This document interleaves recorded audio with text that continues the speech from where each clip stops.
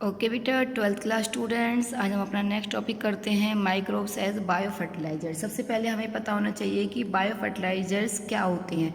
देखो, फर्टिलाइजर्स क्या होते हैं। फर्टिलाइजर्स होते हैं जैसे कि यूरिया वगैरह, एनपीके, नाइट्रोजन, फॉस्फोरस, पोटेशियम वगैरह को जब इंडस्ट्रीज़ के अंदर तैयार किया जाता है और उसको तैयार करने के बाद फिर खेतों में यूज़ किया जाता है ताकि जो सॉइल है उसकी न्यूट्रिटिव वैल्यू है वो इंक्रीज़ हो सके, और जब उसकी न्यूट्रिटिव वैल्यू इंक्रीज़ होगी तो उस क्रॉप की प्रोडक्शन है वो बढ़ सके। इसलिए हम इनको यूज़ करते हैं, लेकिन वो उनको अगर हम ज़्यादा अमाउंट में यूज़ करते हैं तो वो हमारी प्रोडक्शन को डैमेज भी कर सकता है।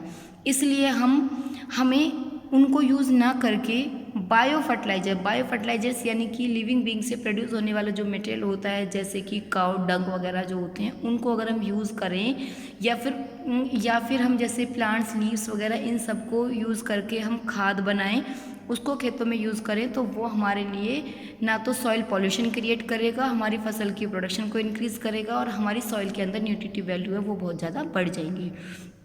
तो इसके अंदर हमें वही करना है, बायो फर्टिलाइजर्स के बारे में पढ़ना है विद आवर प्रेजेंट डे। आजकल हम देखते हैं कि लाइफ स्टाइल जो है, एनवायरमेंटल पॉल्यूशन है, वो मेजर कॉज है। लाइफ स्टाइल का मतलब है हमारा रहन सहन। देखो, हम कुछ भी खाते हैं, मार्केट में खड़े हैं, फटाफट से हमने कुरकुरे की एक थैली उठाई, उसे खाया, पॉलीथीन को वहीं फेंक दिया। अब वो क्या होगा, वो पॉल्यूशन क्रिएट होगा। किसी भी चीज़ को हम इधर उधर गिरा देते हैं तो वो मेन हमारा लाइफ स्टाइल है, वही हमारे मतलब पॉल्यूशन का मेन कारण है। यूज़ ऑफ द केमिकल, उन्हीं में ही हम एक केमिकल फर्टिलाइजर, जो मैंने आपको सबसे पहले इंट्रोडक्शन में ही बताया था कि इंडस्ट्रीज़ में जो हम यूरिया वगैरह तैयार करते हैं वो केमिकल फर्टिलाइजर्स होते हैं to meet the ever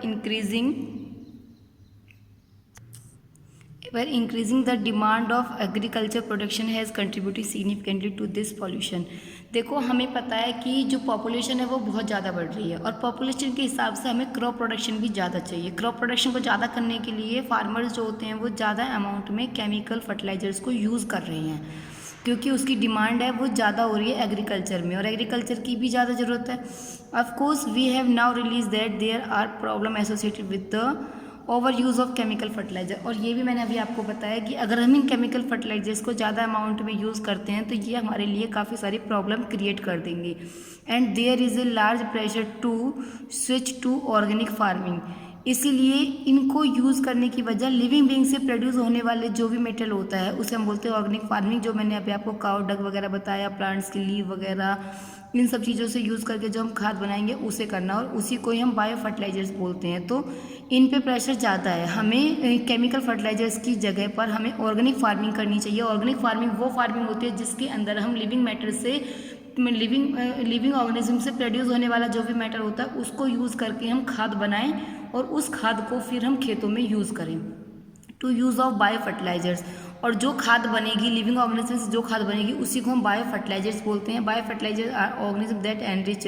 bio fertilizers क्या होते हैं, आर ऑर्गेनिज्म। बायो फर्टिलाइजर्स यानी कि जो एनिमल्स वगैरह होंगे, जो भी लिविंग वेस्ट को प्रोड्यूस करेंगे, that enrich the nutritive quality. ये मैंने आपको पहले बताया, वो सॉइल की क्वालिटी को इंक्रीज करेंगे, पॉल्यूशन भी नहीं करेंगे। मेन सोर्स, जो बायो फर्टिलाइजर्स का मेन सोर्स कौन सा होता है, आपको पता है कि जो भी डंग वगैरह होता है, गोबर वगैरह होता है, अगर उससे खाद बनती है तो वो माइक्रो ऑर्गेनिज्म की हेल्प से होती है, जैसे कि बैक्टीरिया, फंगी, साइनोबैक्टीरिया, उनकी ग्रोथ ज़्यादा होती है, वो उसको डिकम्पोज करते हैं। डिकम्पोज करने के बाद वो खाद बन जाती है।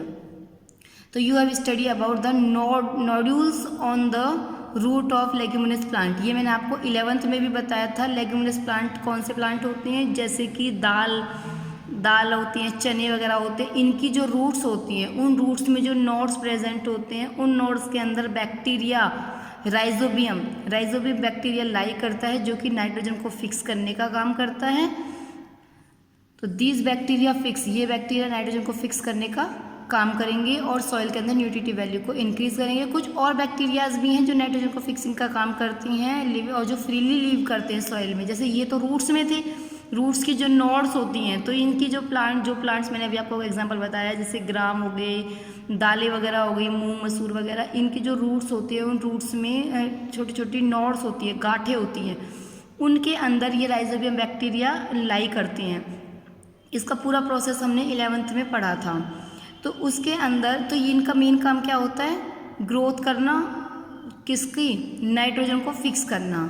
ठीक है, तो ये नाइट्रोजन को फिक्स करेंगे, और राइजोबियम के अलावा एजोस्पेरिलियम, एजोटोबैक्टर, ये भी नाइट्रोजन कंटेंट को सॉइल के अंदर इंक्रीज करने का काम करते हैं। नाइट्रोजन है वो सबसे ज़्यादा ज़रूरी होती है प्लांट्स के लिए, ठीक है। इसके अलावा फंगस, कुछ फंगस भी हैं, जैसे हमने यहाँ पे बैक्टीरियाज पढ़े माइक्रो ऑर्गेनिज्म में, उन्हीं में ही बैक्टीरियाज के अलावा, बैक्टीरिया थे, ये तीनों बैक्टीरिया थे, फंगस भी होती है। फंगस का भी काम क्या होता है, फंगस भी प्लांट्स के साथ अटैच होकर symbiotic association with plants mycorrhiza. Symbiotic association तो आपने पूरे 11th में 4 बार 5 बार पढ़ा है। Symbiotic association, when algae and fungus combine together to form symbiotic associate and formation of lichen form. तो ये कौन सी फंगस होती है, इसमें माइको, अगर फंगस एल्गी के साथ होती है तो उसे हम लाइकन फॉर्म होता है, और अगर फंगस है वो प्लांट के साथ अटैच होती है तो उस एसोसिएशन को हम क्या बोलते हैं, mycorrhiza.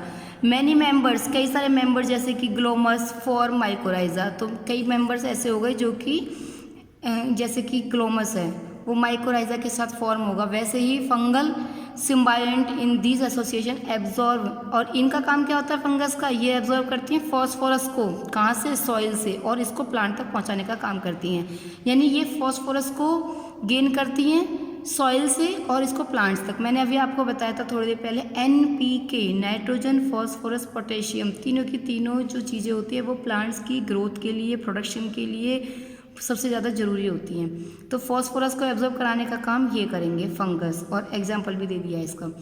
Plants having some association so other beneficial, कुछ एसोसिएशंस ऐसी होती हैं जो कुछ अदर बेनिफिट्स भी देती हैं, जैसे कि रूट बॉर्ने पैथोजन, जो कि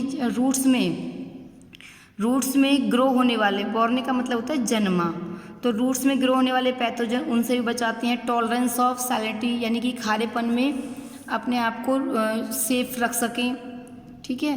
एंड ड्रॉट यानी कि आपको पता ही है ना, सूखा, बाढ़ वगैरह जो होती हैं। And overall increasing plant growth, और सबसे ज़्यादा कि प्लांट की ग्रोथ को भी करती हैं और उसकी डेवलपमेंट भी करती हैं। तो इस तरीके से फंगस है, उनका भी मेन रोल मैंने अभी आपको बताया, एक तो माइकोराइजा वाले में भी हो गया, एक फॉस्फोरस को एब्जॉर्ब कराने में भी हो गया, और तीसरी चीज़ अदर बेनिफिट्स भी हैं, जैसे कि रूट्स में जो पाए जाने वाले पैथोजन होते हैं उनसे भी बचाव करता है, टॉलरेंस के लिए भी बचाव करता है, ड्रॉट के लिए भी बचाव करता है, जैसे सूखा वगैरह हो जाती है, ठीक है, और प्लांट की ग्रोथ और डेवलपमेंट। तो हमने कितने सारे फंक्शन यहाँ से ले सकते हैं। वैसे ही साइनोबैक्टीरिया को हम ब्लू ग्रीन एल्गी भी कहते हैं, आर ऑटोट्रॉप्स, ये भी ऑटोट्रॉपिक माइक्रोब्स हैं, क्योंकि मैंने अभी आपको बताया ब्लू ग्रीन एल्गी, यानी ग्रीन मतलब क्लोरोफिल ए प्रेजेंट है, क्लोरोफिल पिगमेंट प्रेजेंट, और क्लोरोफिल पिगमेंट प्रेजेंट होना यानी फोटोसिंथेसिस प्रोसेस कर सकता है। जो भी ऑर्गेनिज्म फोटोसिंथेसिस प्रोसेस कर सकता है यानी वो ऑटोट्रॉप्स है, वो दूसरे के ऊपर डिपेंड नहीं करेगा।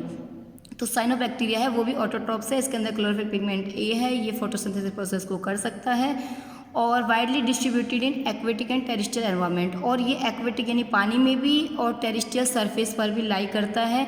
Many of which can fix nitrogen, atmospheric nitrogen, और काफ़ी सारे जो साइनोबैक्टीरिया की कैटेगरी में आने वाले जो भी माइक्रोब्स होती हैं वो नाइट्रोजन को फिक्स करने का काम करते हैं, जैसे कि एनिविना, नॉक्टस, ऑस्ट्रेरिया, ये सारी चीज़ें।